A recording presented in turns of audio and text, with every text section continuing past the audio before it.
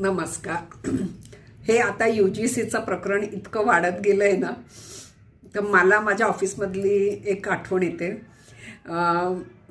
90 वगैरे साल असेल त्यावेळची ही गोष्ट आहे. आमच्या कोर्टामध्ये एक मॅजिस्ट्रेट असे होते की ते कुठल्याही स्त्रीला तिच्या नावाने किंवा आडनावाने बोलवायचे नाहीत. बहुतेक करून तिचं व्यक्तिमत्व कसं आहे त्याप्रमाणे ते नाव ठेवायचे, नाहीतर डोंबारीन, कोलाटीन असं बोलायचे. जा त्या कोलाटणीला बोलवा, त्या डोंबारणीला बोलवा, त्या काळीला बोलवा, त्या जाडीला बोलवा असं ते म्हणायचे. आणि पिऊनला कळायचं नाही नेमकं कोणाला बोलवायला सांगितलंय म्हणून. आणि पिऊन येऊन कसं ऑफिसमध्ये सांगणार की कोलाटणीला बोलवलंय, डोंबारणीला बोलवलंय. कारण त्याला लोक म्हणजे बायका धरून मारतीलच ना. तो इतका गर्भगडीत होत यायचा ना बिचारा. आल्या आल्या म्हणजे अगदी हेच करत यायचं की मला माहित नाही साहेबांनी असा निरोप दिलाय की कोलाटणीला बोलवलंय, डोंबारणीला बोलवलंय असं. म्हणजे खरं तर सगळ्यांना राग यायचा, जाडीला बोलवलंय, काळीला बोलवलंय, पण कधीच ते नावाने. त्यांना काय बायकांच्या बद्दल होतं माहीत नाही.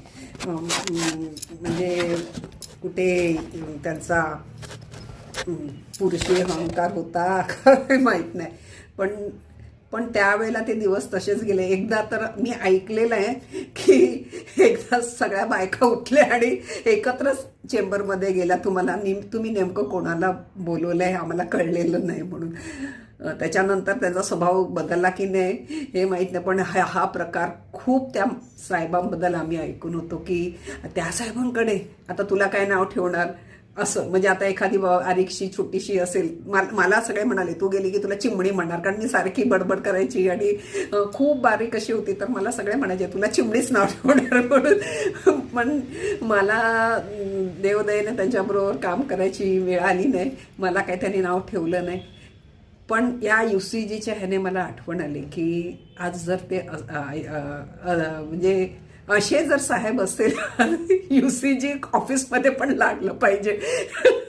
एवढं छान नाव असताना एवढं, किंवा तुम्ही टायपिस्टला बोलवा, स्टेनोला बोलवा असं तरी म्हणायचं ना, पण ते कधीच तसं बोलायचे नाहीत. आणि हे फक्त बायकांच्या बाबतीत करायचे, पुरुषांना नाही करायचे. हे कटाक्षाने म्हणजे माझ्या बरोबरच्या माझ्या ऑफिसमधल्या ज्या मैत्रिणी असतील त्या बरोबर त्या साहेबांचं नाव ओळखून घेतील. बाकीच्यांना खोटंही वाटेल. तुम्ही माझं ऐकताय त्याबद्दल खूप आभारी आहे.